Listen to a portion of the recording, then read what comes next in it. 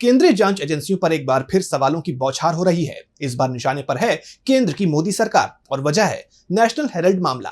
कांग्रेस महासचिव प्रियंका गांधी वाड्रा ने सीधे तौर पर आरोप लगाया है कि केंद्र सरकार जांच एजेंसियों का राजनीतिक बदले के लिए इस्तेमाल कर रही है। प्रियंका का कहना है कि ईडी, सीबीआई और अन्य संस्थाएं अब निष्पक्ष नहीं रही बल्कि सत्ता के हथियार बन चुकी हैं।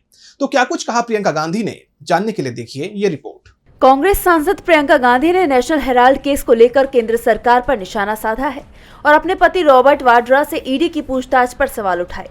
इसके साथ ही उन्होंने केंद्र सरकार पर जांच एजेंसियों के दुरुपयोग का आरोप लगाया। प्रियंका ने मोदी सरकार पर हमला बोलते हुए कहा कि मुझे लगता है कि प्रधानमंत्री जी के सलाहकार उन्हें गलत सलाह दे रही हैं। जनता समझ रही है कि एजेंसियों का किस तरह दुरुपयोग हो रहा है।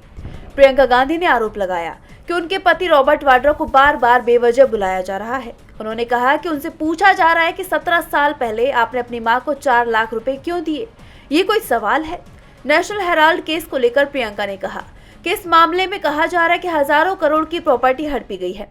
अगर ऐसा होता तो वो प्रॉपर्टी किसी के नाम पर होती, जबकि सच्चाई ये है कि नेशनल हेराल्ड की प्रॉपर्टी ना बेची जा सकती है न किराए पर दी जा सकती है। उस पर किसी का हक ही नहीं है, तो हड़पने की बात कहां से आई? प्रियंका ने इसे राजनीतिक तौर पर बदले की कार्रवाई बताया और कहा कि ये पूरी तरह से झूठे इल्जाम हैं और सारा कुछ राजनीतिक हिसाब से किया जा रहा है। सब कुछ जनता के सामने है। डीवी लाइव की रिपोर्ट।